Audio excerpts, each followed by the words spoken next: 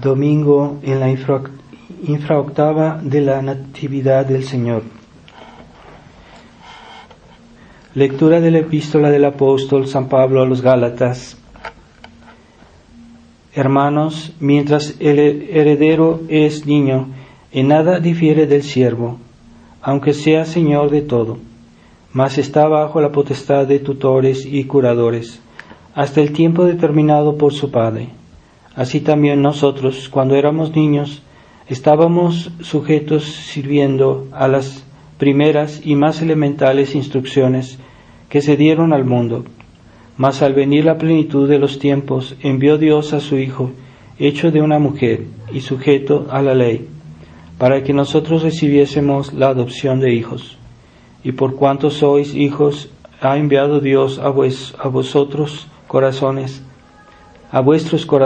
el Espíritu Santo de su Hijo, que clama, Abba, esto es Padre. Así ya ninguno de nosotros es siervo, sino hijo, y siendo hijo es también heredero de Dios. Continuación del Santo Evangelio según San Lucas. En aquel tiempo José y María, madre de Jesús, estaban maravillados de lo que oían decir de él. Y los bendijo Simeón y dijo a María, su madre, he aquí que éste ha sido puesto para ruina y para resurrección de muchos en Israel, y como signo de contradicción, y una espada traspasará tu alma, para que sean descubiertos los pensamientos de muchos corazones. Había allí una profetisa llamada Ana, hija de Fanuel, de la tribu de Aser. Esta era ya muy anciana, y había vivido 7 años con su marido desde su virginidad. Y esta viuda, que tenía 84 años, no se apartaba del templo, sirviendo en él día y noche, con ayunos y oraciones. Esta, pues, sobreviniendo a la misma hora, alababa al Señor y hablaba de él a todos los que esperaban la redención de Israel. Y cuando hubieron cumplido todas las cosas conforme a la ley del Señor, se volvieron a Galilea, a su ciudad de Nazaret. Y el niño crecía y se robustecía, lleno de sabiduría, y la gracia de Dios estaba en él. Hoy es el último día del año, es la costumbre. Ahorita antes de la misa cantamos el Te Deum para dar gracias a Dios de todas las gracias recibidas este año. Hay una indulgencia plenaria que está dada a los que dicen el Te Deum hoy, así que se puede decir, se puede leer en vuestros misales, se puede buscar el Te Deum, se dice con la oración y se puede ganar una indulgencia. Y mañana es el primer día del año y para ganar también la indulgencia se dice el Beni Creator, que también está en los misales, y para pedir gracias para el futuro año que comienza, para que Dios nos ayude el año que comienza. Y entonces también tiene indulgencia plenaria, entonces se puede cantar, se puede rezar y para ganar la indulgencia el día de mañana. Y los que no lo puedan decir hoy, pueden decir mañana también el Te Deum. Tal vez ganen también la indulgencia. En el nombre del Padre, del Hijo y del Espíritu Santo. Amén. Ave María Purísima, sin pecado concebida. Estimados hermanos, hemos oído el Evangelio de cómo el anciano Simeón profetizó a Nuestra Señora que este niño iba a ser un signo de contradicción. ¿Por qué iba a ser signo de contradicción? Pues porque él era la verdad divina, la verdad encarnada, y venía en un mundo en donde existe el desorden, donde existe el pecado, donde existe el mal. Entonces es natural que cuando se expone la verdad a aquellos que no la quieren, o que se presenta el bien perfecto a aquellos que no quieren el bien, o que no quieren el bien perfecto, que son los servidores del mundo, los que viven según la sabiduría del mundo, pues es normal que haya contradicción, que haya diferencias, ¿verdad? Entonces, hay personas en el mundo que no quieren servir a Dios, que prefieren servir a sus pasiones, que no quieren de la verdad, porque la verdad puede contradecir sus deseos, sus ambiciones. Entonces, hay ese rechazo que es muy natural en un mundo en el que vivimos. Y esa es la realidad que la Iglesia siempre ha predicado, que en este mundo pues hay que desconfiar del mundo porque es enemigo del alma, y hay que esperarse la persecución, las diferencias, las dificultades en esta vida para aquellos que quieren servir a la verdad, que quieren servir a este niño, que es la verdad. Siempre ha sido así. Todos los buenos cristianos a través de la historia, si uno se fija, pues no fue fácil para ellos respetar, seguir la verdad, seguir la ley de Dios y portarse bien. Siempre ha habido contradicciones contra aquellos que quieren ser buenos. Los santos todos tuvieron sus persecuciones, sus cruces, pero hay personas que han tomado otra nueva mentalidad y que creen que se puede vivir en este mundo sin tener persecuciones, ¿verdad? Y esa es la mentalidad de los católicos liberales, que han decidido desde el siglo, desde el tiempo que ellos nacieron, ¿verdad? En el siglo XIX, después de la Revolución Francesa, que empezaron a creer en la posibilidad de una conciliación entre la vida cristiana y el mundo moderno, el mundo, ¿verdad? El mundo y la sabiduría del mundo, y creían que pues haciendo algunas pequeñas concesiones iban a poder convivir con el mundo. Y es una ilusión, porque las concesiones que se hacen no son nunca estáticas, porque el mundo siempre quiere más y nunca está satisfecho, ¿verdad? Por más que se le dé al mundo alguna satisfacción para que nos deje tranquilos, para que haya una aparente paz, ¿verdad?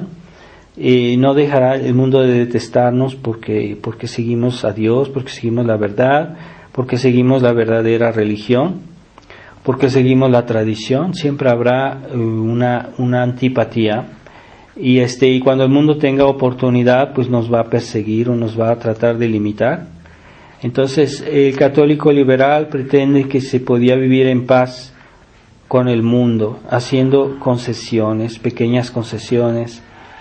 Y es la ilusión en que han caído muchos tradicionalistas, por ejemplo, que después de que el cardenal Ratzinger hiciera esa comisión Ecclesia Dei, entonces le han propuesto a muchas personas que querían la tradición, que querían la misa tradicional, que les daban derechos, que les daban la posibilidad de vivir en paz si aceptaban, si firmaban, si aceptaban pues la Iglesia conciliar, si aceptaban el concilio, o por lo menos no lo atacaban. Y creían, esos tradicionalistas creyeron que pues con eso iban a salir adelante, que no iba a haber problemas, pero fue una cosa que es como un anzuelo, ¿verdad? Y que al principio todo parecía bonito, pero con el tiempo ellos mismos han sido limitados, han sido perseguidos y nunca han dejado de ser mal vistos dentro de la Iglesia oficial. Son ovejas negras, ¿verdad? Son vistos como ovejas negras porque se creyeron la ilusión de que haciendo algunas concesiones con el mundo, en este caso con la Iglesia conciliar, pues que los iban a dejar en paz y que ellos iban a prosperar y que iban a seguir adelante y que con el tiempo todo se iba a arreglar. Pero ya vemos que no, ellos son mal vistos en la Iglesia conciliar y no se les perdona eso, a pesar de que estén adentro, pero están ahí solo como una especie de gente que es tolerada, que no es bien vista, que no es y que a poco la maniobra consistía en que los iban a ir poco a poco y llevando a realmente a aceptar toda la reforma conciliar. Entonces era una concesión que no era para siempre, no era estable, que no era segura, y que visto que los superiores hoy en la iglesia son conciliares, pues no podían ellos decir tolerar que hubiera la tradición que no aceptara el concilio, que no aceptara las herejías del Concilio Vaticano II.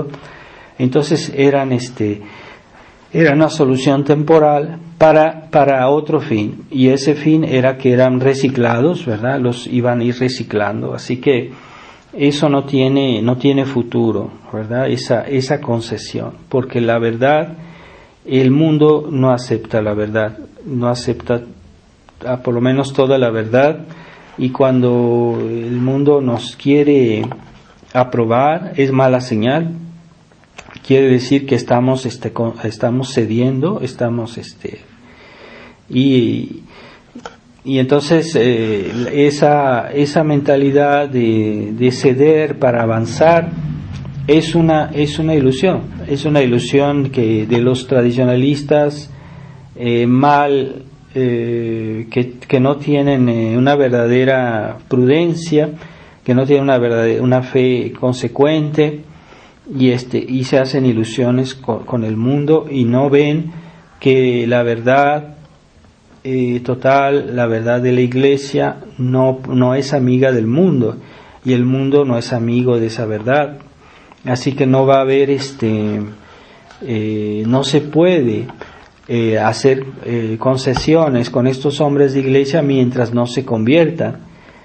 Una vez convertidos, pues ya se podría hablar que ellos ya son plenamente hombres de iglesia católicos, pero hoy no es el caso. Incluso la situación de la jerarquía está empeorando, y no podemos menos que nunca hoy hacernos ilusiones.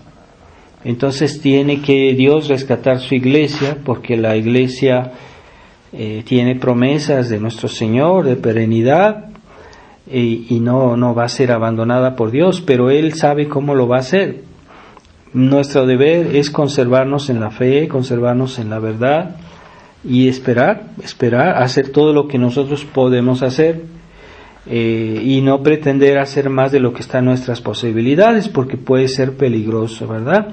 Y una falsa solución es decir, pues vamos a hacer acuerdos con la Roma conciliar y por dentro la vamos a convertir, vamos a hacer muy amigos, muchas sonrisas, y todo saldrá bien. Pero eso es una ilusión, porque estas personas que hoy controlan la iglesia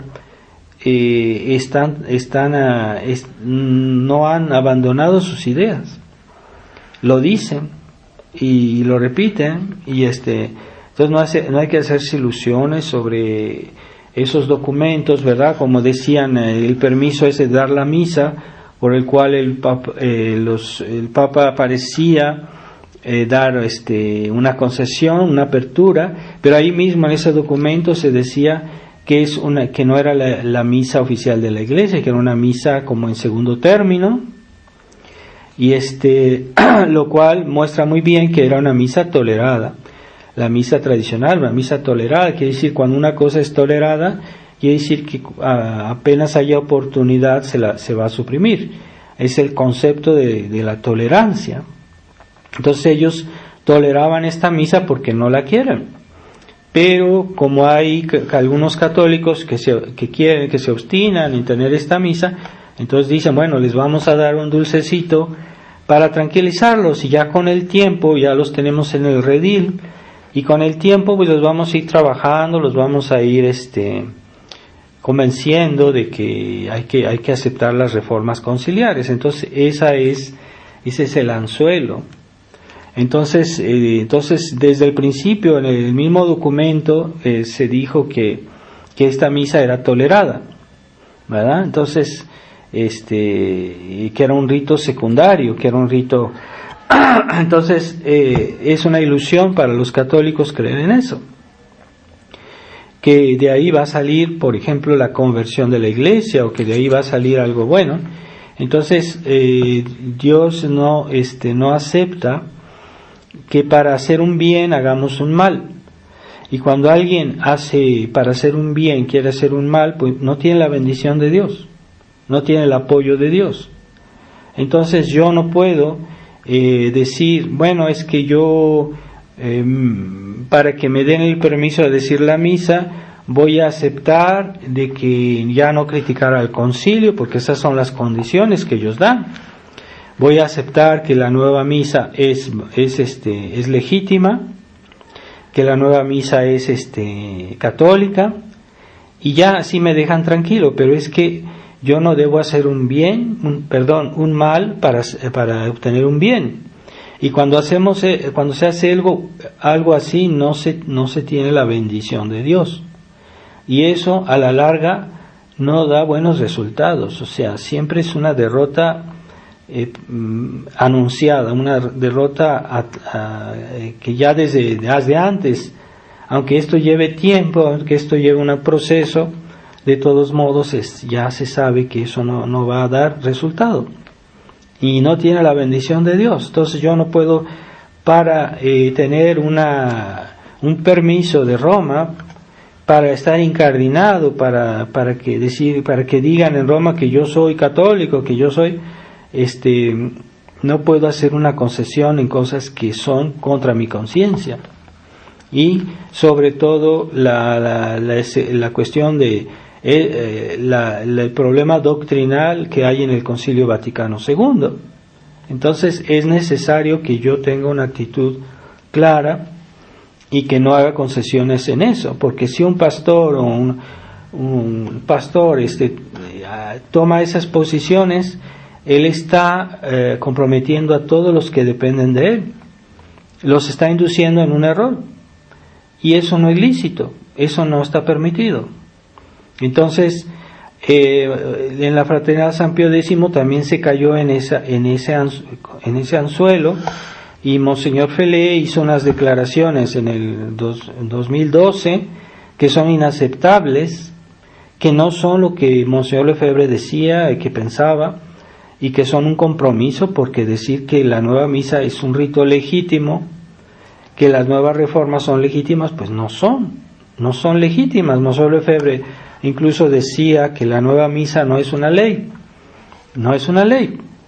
Entonces, ¿y qué decir de toda la canonización por decirlo así, de todas las reformas conciliares que viene con el nuevo código? Porque el nuevo código de derecho canónico es la aplicación del concilio. Entonces el nuevo código tiene problemas. Y entonces, si Monseñor Felé dijo, bueno, para que Roma nos apruebe, entonces vamos a hacer declaraciones como diciendo que todo esto es legítimo. Pero es una concesión, es un compromiso, y eso no está bendecido por Dios. Estamos comprometiendo la verdad.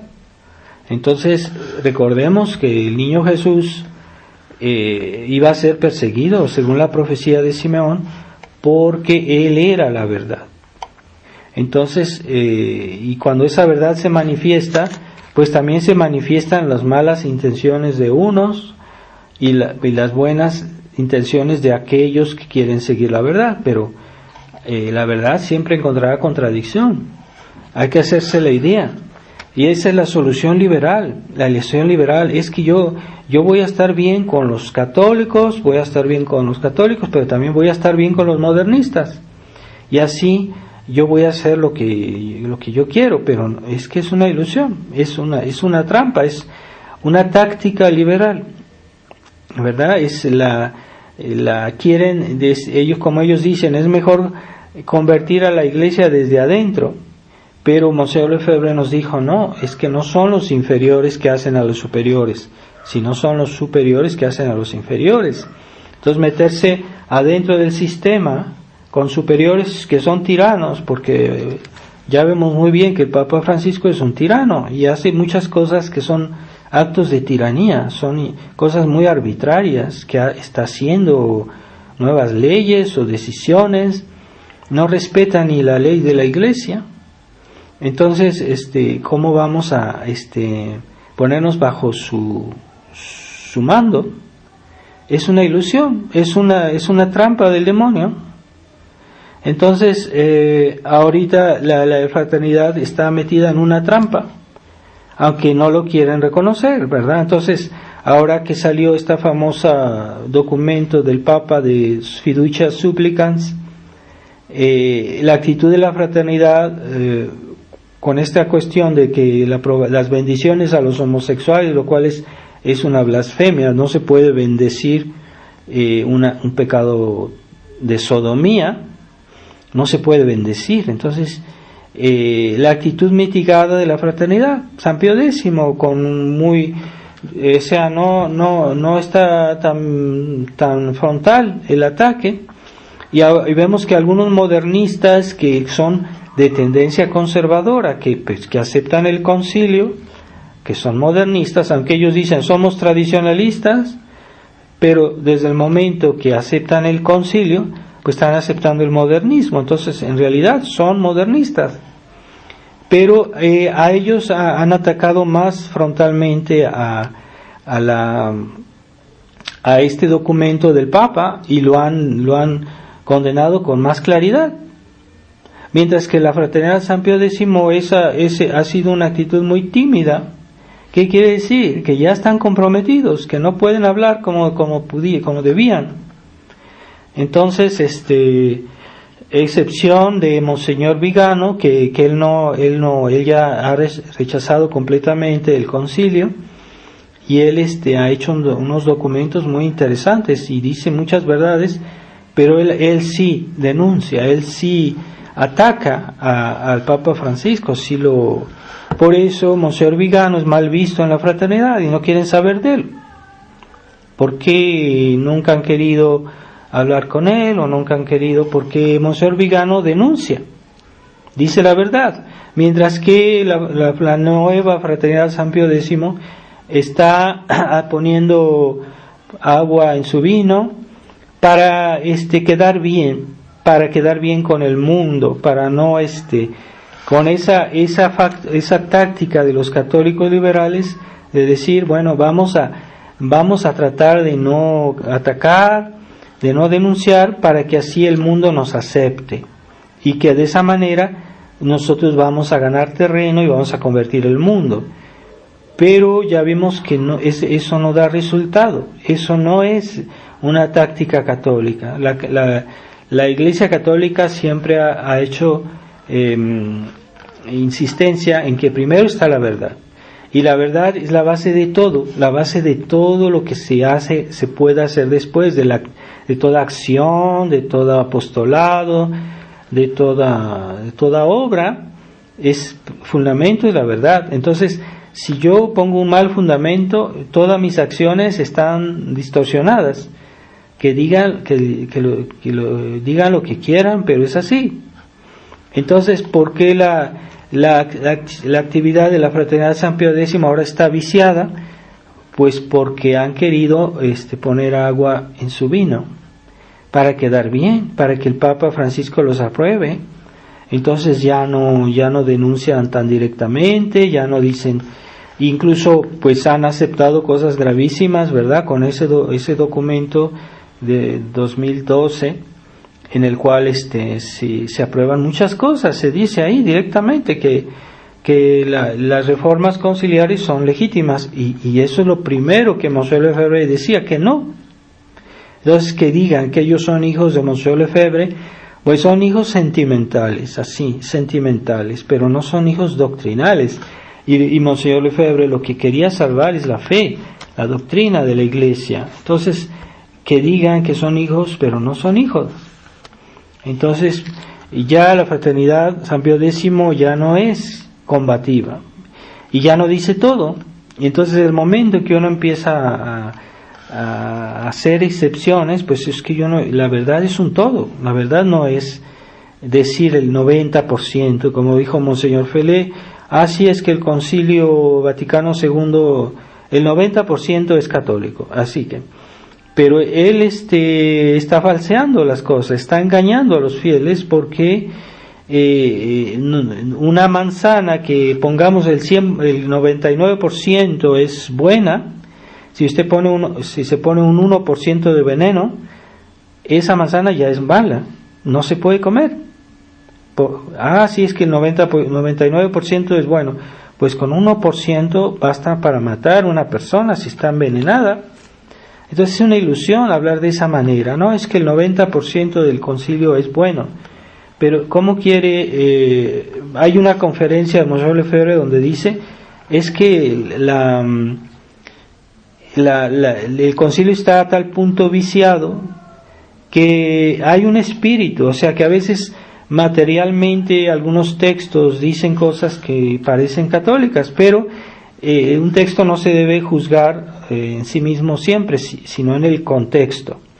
Entonces el contexto del concilio hace que esos documentos, aunque digan cosas aparentemente bien, deben ser interpretadas en el contexto de los otros documentos. Así que finalmente todo es viciado, porque hay un espíritu, y es lo que Monseñor Lefebvre decía en esta conferencia, hay un espíritu que es un estado de ánimo que está en todos los documentos, que aunque parezcan tradicionales, pero todo en general está con un estado de ánimo que era el estado de ánimo que había en esos años, de los años 60, y que era un estado de ánimo pues decadente, un estado de ánimo reformista, modernista, y según ese espíritu se debe juzgar de estos documentos que, aunque la letra parece buena, pero el espíritu no es bueno. Entonces la letra mata, el espíritu, como decía nuestro Señor, la letra mata y el espíritu vivifica. En este caso, este espíritu no es el espíritu de Dios. Y entonces quisieron ese tipo de concesiones no tienen la bendición de Dios. Y entonces ahorita la fraternidad está metida en una trampa, porque ya no saben qué hacer, porque no tienen obispos, no hay renovación del episcopado en la fraternidad. Entonces les quedan dos opciones en la fraternidad, o aceptar a obispos modernistas que vengan a darles los tradicionales, entre comillas, pero que sean obispos designados por Roma. Entonces hay un problema, porque Monseñor Lefebvre dijo en el sermón de las consagraciones episcopales, dijo que todos los sacramentos de la nueva iglesia son dudosos.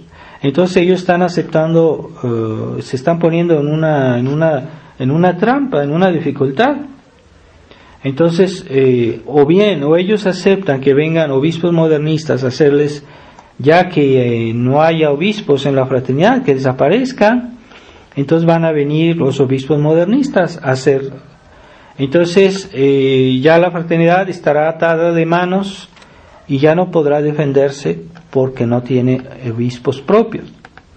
Entonces, Roma pondrá sus condiciones y van a ser absolutas, van a ser tiránicas. Ahora todavía la fraternidad tiene una posibilidad de escape, porque si tiene obispos, pues ella puede tomar sus decisiones sin necesidad de que Roma las apruebe, pero se están metiendo en esa trampa. Y la otra posibilidad es hacer concesiones doctrinales para recibir el permiso de consagrar a algún sacerdote de la fraternidad, pero que previamente ya haya aceptado doctrinalmente cosas muy graves, porque de hecho ya lo hicieron, pero con el documento del 2012 ya lo hicieron, ya aceptaron cosas, hicieron concesiones doctrinales muy gravísimas. Entonces ya están en la línea de Ecclesia Dei, ya están en línea de los que están comprometidos. Entonces si les dan a ellos el permiso de consagrar un obispo de la fraternidad, va a ser cuando ellos estén comprometidos doctrinalmente. Entonces solo dos salidas tienen. Entonces este acercamiento a Roma, que en el principio Monseñor Felé y Padre Smithberger decían, es que nosotros no vamos a aceptar ninguna cosa, solo lo que queremos es convertir a Roma, permaneceremos siempre católicos, siempre tradicionales, no habrá cambios, no hay, pues no es cierto. Y eso mismo pasó a todos los que se hicieron de la Comisión Ecclesia Dei, que muchos de ellos eran antes miembros de la fraternidad, ¿verdad? Como los que fundaron la Fraternidad San Pedro, antes eran miembros de la fraternidad. También los que están en Italia, en Griciliano, también ellos eran muy amigos de la fraternidad, también ellos y quisieron estar bien con Roma, pues poco a poco se fueron comprometiendo y ahora están, pues ya así, están metidos están comprometidos. Entonces hay muchos tradicionalistas que para sentirse con buena conciencia dicen, no, es que Roma, la fraternidad no ha firmado nada.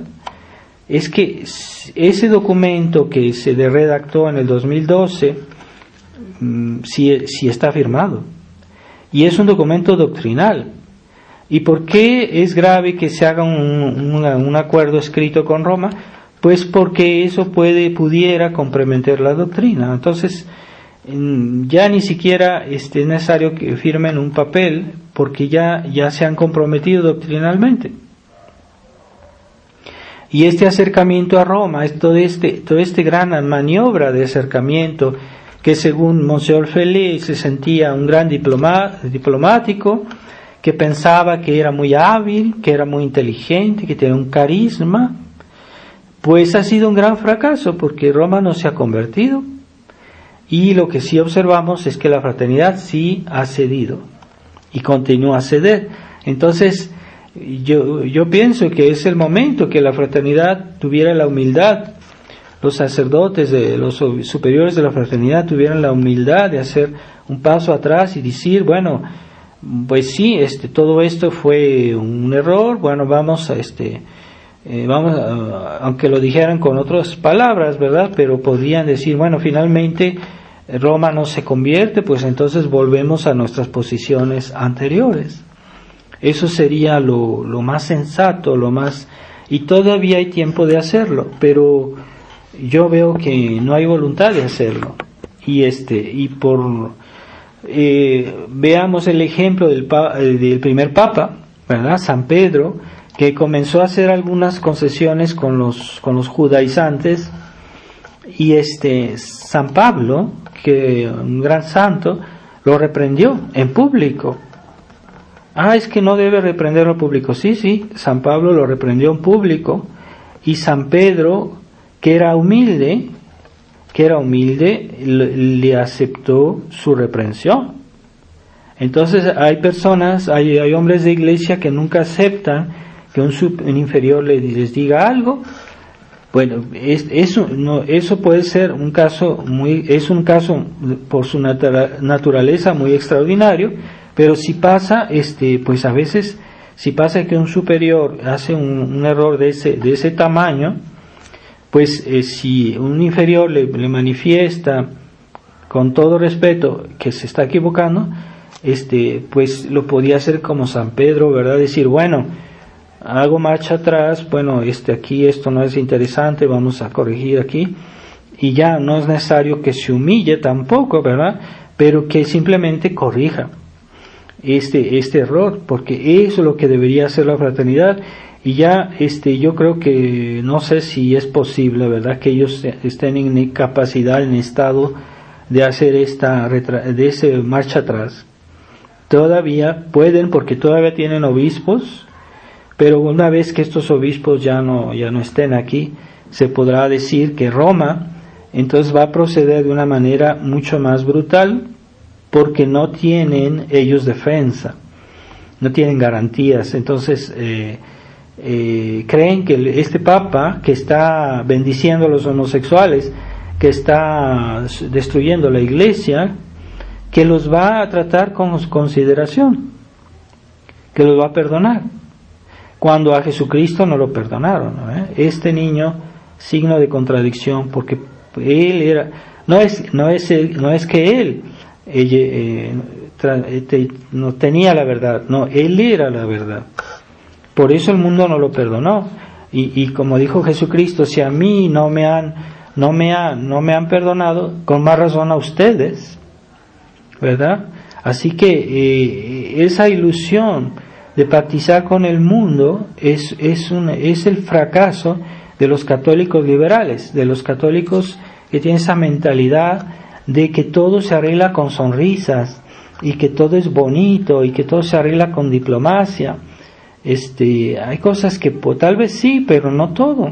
Y entonces están induciendo a los fieles a un error, a una trampa. Ya están adentro, pero tal vez pudieran salir. Tal vez yo rezo porque Dios los ilumine. Yo no les tengo odio, pero estoy indignado de todos modos por toda esta situación. Entonces, los fieles de la Fraternidad de San Pío X que yo conozco, pues ellos están ilusionados siempre con la cuestión de la misa, con la cuestión de la liturgia, y ya no tienen mucha conciencia, tienen algo de conciencia, pero ya no tienen mucha conciencia de la problemática de la iglesia, de la crisis de la iglesia. Entonces están muy centrados en el aspecto exterior de la vida litúrgica, y ya no es tanto la defensa de la tradición cuanto la defensa de la misa. Entonces no, la tradición supone la misa, pero no es todo. La misa no es toda la tradición. Entonces, ¿qué buscamos? ¿Tradición o folclore? Es el folclore, toda esa exterioridad, todas esas cosas bonitas, el incienso, las ceremonias, está bien, pero eso es secundario. Primero hay que salvar la fe. Entonces, ¿qué queremos? ¿La fe o la decoración? La fe o los trapos de bonitos. Entonces hay que tener claras las ideas, ¿verdad? ¿Qué decir de un San Pedro que él decía su misa en un altar de madera? Porque en ese tiempo la iglesia era pobre. Entonces San Pedro es el que representaba la fe de la iglesia, la fe de la tradición que nos transmitieron todos los papas. Entonces para ellos San Pedro hubiera sido un personaje escuálido, para esos tradicionalistas presumidos, que todo es una exterioridad, que todo es porque hay una iglesia bonita, porque hay bonitos cantos, bonitas procesiones. Para ellos eso es la iglesia. Pues sí, es en parte la iglesia, pero no es todo, ni siquiera lo principal. Entonces, aquellos santos que vivieron la pobreza, vengamos un San Pablo, un San Pedro, que eran los máximos representantes de la iglesia, y que nos transmitieron la tradición, que nos transmitieron la fe. Entonces para ellos hubieran visto a un San Pedro, a un San Pablo, y los hubieran despreciado, porque eran personas pobres, porque vivían en situación limitada, pero ellos eran realmente los que representaban a Jesucristo, y de ellos viene todo lo que se hizo después en la iglesia en 2000 años. Entonces es una ilusión esa mentalidad. No hay que hacer de la tradición una cuestión de folclore o una cuestión de decoración, una cuestión de estética, ¿no? El estetismo, eso es muy francés, o sea, la estética está al servicio de la fe. Está bien que tengamos una bonita iglesia, pero es secundario. Esa mentalidad estetista es una deformación, porque la belleza de las iglesias, la belleza de las ceremonias es simplemente como un marco, como un relicario de lo esencial, ¿verdad? Es cuando se hace un relicario, se hace un relicario bonito, de oro. ¿Por qué? Porque adentro hay una reliquia de un santo.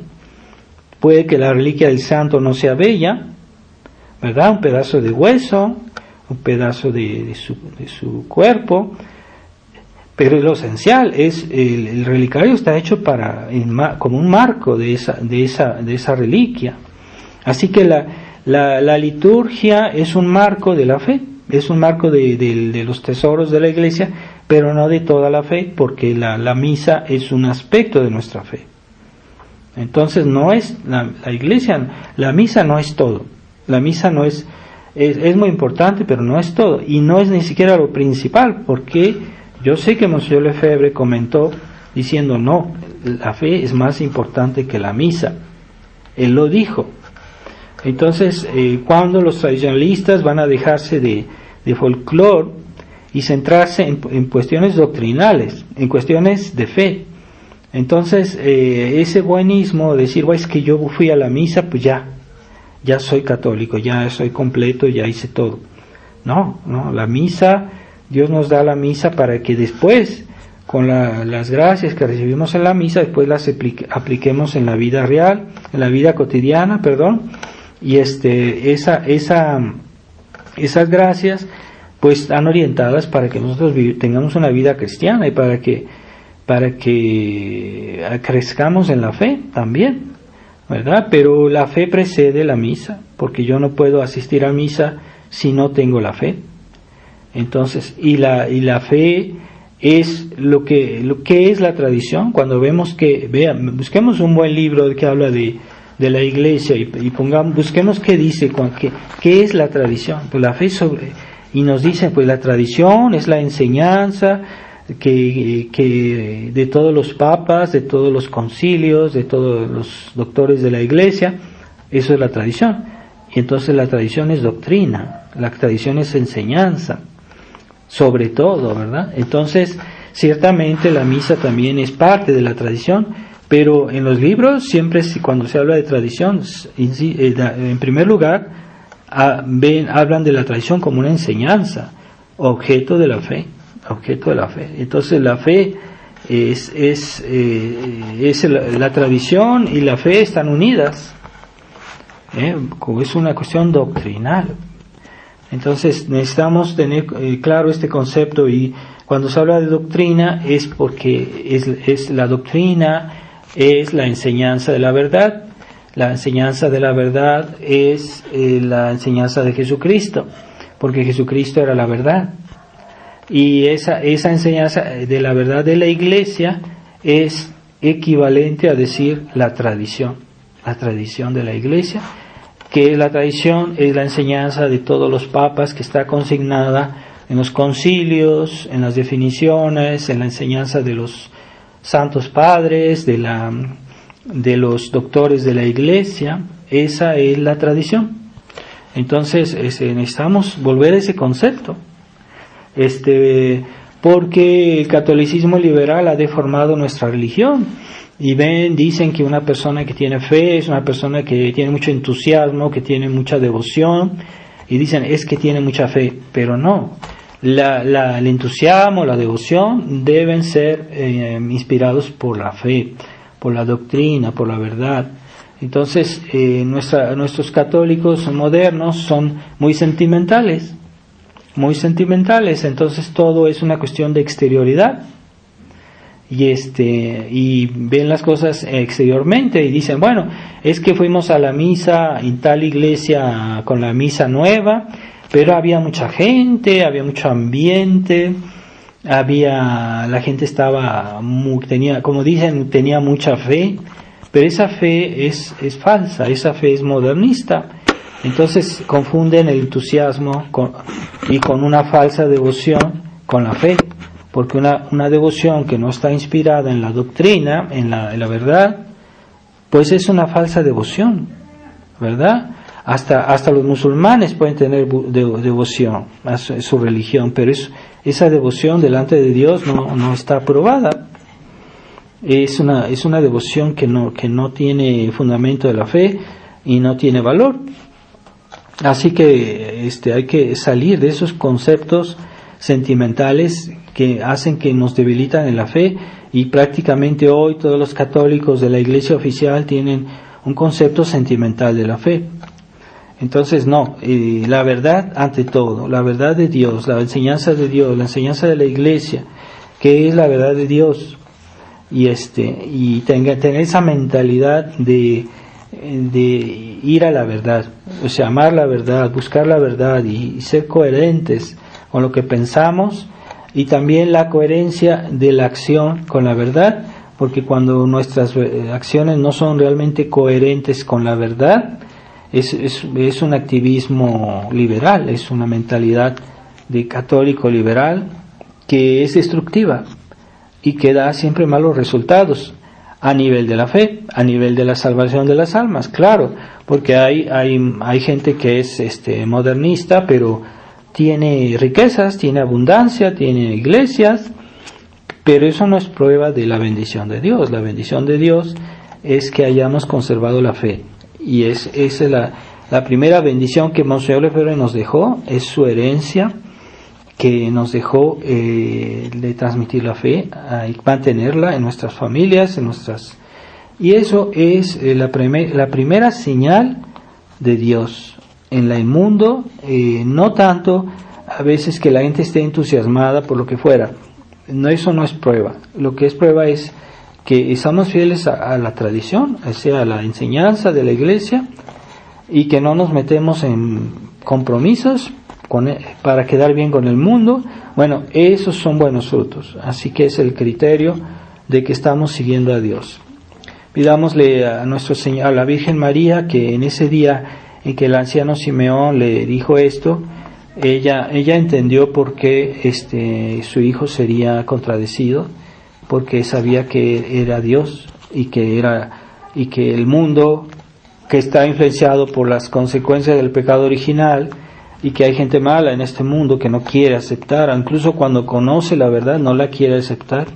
Ella sabía que esas personas iban a perseguir a su hijo, y de hecho así fue, pero ella aceptó